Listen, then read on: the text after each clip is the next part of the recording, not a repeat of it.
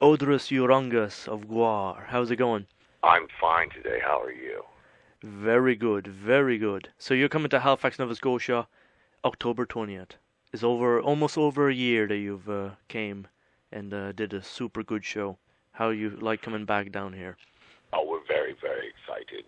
We had a great show. It took a long time for Gwar to find Halifax, and once we finally did, we weren't disappointed. We'd always heard the people there loved their metal and supported it fanatically, and we knew as soon as we got there, we would have fans for life. And we're very, very happy to come back now and do our own headline show. And it's going to be a great, great, great gig. Yeah, we can't wait to come back. We're very excited for all the Eastern Canada shows playing in Quebec City and a bunch of places that we haven't played before. And yeah, very, very exciting, very, very cool place to play. Lots of good news too for Gwar. You guys got a new album coming out, Bloody Pit of Horror. Yes, our new album's out next month, and yes, I did steal the title of the album from an obscure Italian horror film, but I just don't give a damn. At this concert, shall we hear some new tracks from this new album? Yes, indeed. We'll be playing several new songs, including Zombies March and another great big hit from the new album, Hail Genocide. The album is full of super heavy mutated metal, as only Gwar can play it. The sickest band in showbiz history, delivering what might be their heaviest album yet. So we shall see. Another thing too, I noticed with the Zombies March track is very strong. You know, the sound quality, everything. Like you guys are keeping it metal. Oh, very much so. You know, we've firmly thrown down the mailed gauntlet, and put it out there. Everyone knows that Gwar is one of the most furious metal bands in history. Whereas it took a long time, I think, for people, especially like metal purists, to really embrace Gwar. Because we're so sexy. People look at us and they go, "Oh, they're so good looking. How can we pay attention to their music when their butts are so nice and round?" And but it's taken a long time. But I think Gwar's very much established themselves as one of the preeminent metal bands out there, and the show is just an extra part that makes it even more fun. So we've been very, very serious about our music since day one, but it is particularly gratifying for people to really care about our music. We look pretty stupid just standing up there. We have to do something other than look cool. And yeah, I think our records just get stronger and stronger as we go along, and as the cult of Gwar grows. So you guys are, getting prettier and prettier in the band because you guys are, some of the prettiest band in the world, huh? I think maybe, yeah. So now you guys, gotta pull off the music, heavier to show you're not so pretty. Yeah. I think that's what's going on. I think the band is just getting heavier and heavier all the time. We're pretty much as pretty as we're ever going to get. So, the only thing that we can do to keep it new for us is to just constantly challenge ourselves to put out not only good music, but put it out, fairly regularly. We put out two. We're very proud of the fact that we came back from the Lust of Space tour and just immediately jumped right back into the studio. A lot of the reasons also, I think, our stuff is getting better and better because we're getting better and better at producing ourselves.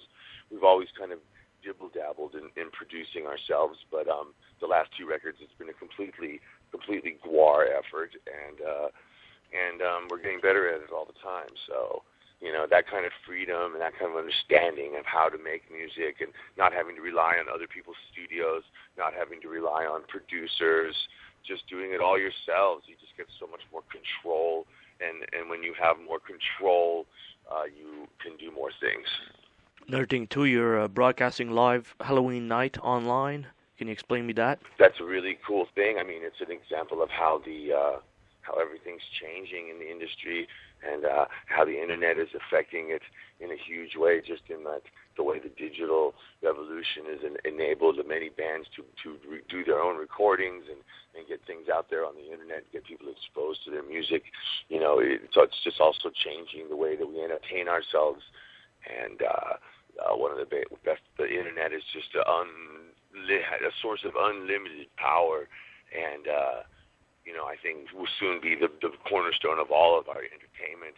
Truly, when the television and the computer merge as one, it really hasn't happened yet, but it will. I mean, it does all the time, but it's still not a normal thing for most people. But when it totally does, and you'll be able to see Gwar, all the time. Anytime you want, you'll be able to see us play our new show. Even if you're, on the other side of the freaking world. And of course, it's a great way for us to make money. We play a show, and instead of just 1,000 people paying to see it, we get maybe tens of thousands, maybe hundreds of thousands of people, spending a very small amount of money to witness a Gwar show live, or at least live on the internet, and that helps us pay the bills. It's not an easy thing to run this monster. Gwar eats babies and drinks blood, but it also burns money. There's like a big hole in the basement with flames coming out of it, and we just dump money into the hole. And we need it all the freaking time, or the beast breaks down. So it's a lot of a lot of super exciting, amazing possibilities as an artist and a musician that are just out there. You just have to take advantage of them to full degree, and this webcast is an example of that. And you guys got Lost in Space, the DVD, finally out. So you guys are producing stuff everywhere here. That's great. I know. We're just the interest in this band and the work that we do is a steady, reliable thing. People are very supportive of Gwar, and they want to understand what we're doing, and we want to get stuff out to them all the time. And basically, we've got a situation where anything that we put out is going to be successful, because pretty much the Gwar fans are so loyal that they're, every single one of them is going to buy it. So, it's like servicing our fan base is a full-time job, and the best time that we do it is when we're out on the road, which is what we're doing right now. That's really when we give the fans what they're looking for. That's when they get the maximum Gwar experience. And from this day forth, you guys should be playing Canada more often, I see. And can we expect Gwar coming back after the Halifax show again? Well, I think you probably would always wait a year. It takes about a year to get around the whole world, and every year we have more and more opportunities opening up for us. So really, once a year is about, I think it's about the amount that you will get. At least we finally got up there. It took us a long. We've been playing in Montreal and Toronto and some of the other Canadian, more Western Canadian cities for a long time. Now we've finally broken into Eastern Canada. So I would look for us to be back, at least once a year, from now until basically the end of time. The end of time. Now that's a great answer, and we all love to hear that one. That's great. Oderus, it's been a real pleasure talking to you, and have a great tour, and we'll see you all in Halifax. Great. Thanks, everybody. Looking forward to coming to Halifax. Hail Gwar. Hail Gwar. Oderus Urungus.